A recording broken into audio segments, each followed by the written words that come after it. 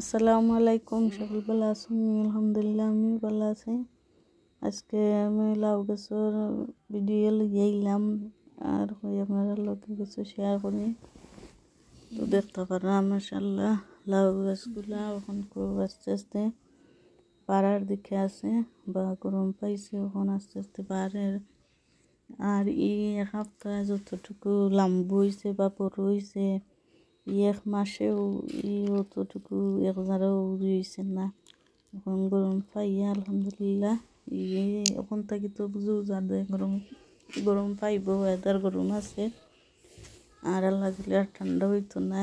আর আমরা সামারোর টাইম সময়ের ভিতরে যা ফল আইতো ওখান থাকি। তো দেখাইলাম আমার লাউ গাছ, আর লাউ গাছের লাউ ফুটছে, লাউ সুর ফুটছে ওইলে যে একটা পরাগায়ন করতাম, ফুল নাই, যে ফিমেল ফুল ফুটছে মেল ফুল নাই। তো ওখান তা করা যায় অটো পাখি দেখাইলাম যে লাউ বাঁচবনি। আসলে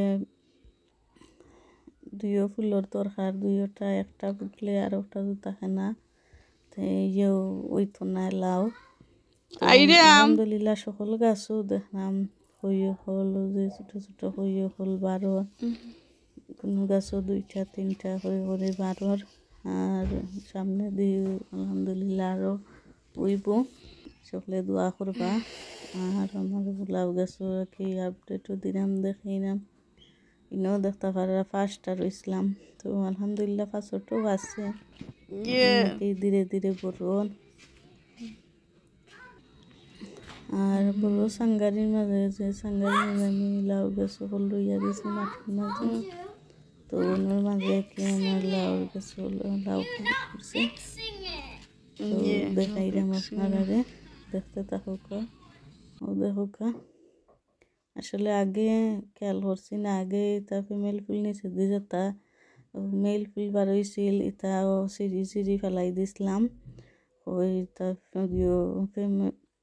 ফিমেল ফুল বা স্ত্রী ফুল তাইতে সময় লাগবো, এর লাগে তা পুরুষ ফুলও হল সিরিয়া ফেলাই দিছি। আর ওখান কুয়াকে দরকার, আর এখন আর ফুলছে না, আছে আর যখন ফুল আর ফুটছে না আর কি।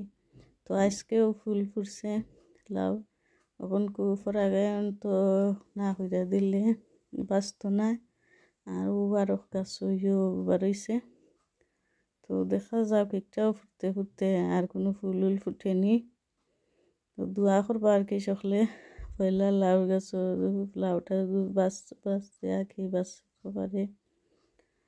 আর দেখা যাক যদি মৌমাছি পরাগায়ন করে আর বাঁচে তো বাঁচলো, আর না বাঁচলে তো কিচ্ছু করার নাই। সকল বেলা থাকবা।